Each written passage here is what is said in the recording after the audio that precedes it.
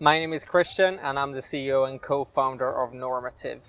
We help large companies to quantify their environmental impact in greenhouse gases, effects on biodiversity, and a lot of other indicators. So last year we met Mikkel from TradeShift at the byFounders Summit. And Eric from byFounders introduced us and we had a really good talk. And it turns out that they have one of the world's largest platforms for procurement and invoices.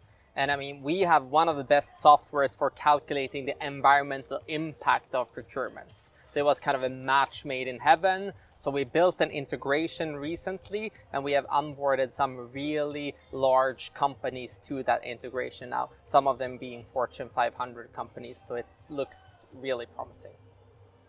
So the reason why we selected byFounders, and we actually had a lot of options, and the main reason is because of the passion that we felt from Tommy and Eric. We could tell that they really cared about these issues. And I mean, the first time we met, they had a lot of smart questions. But I mean, the other time we met, we could see that they had read up on the issues. They had even more great questions. So we could see that they would be hands-on. They could be the, adults in the room and actually help us make great decisions and build a great company.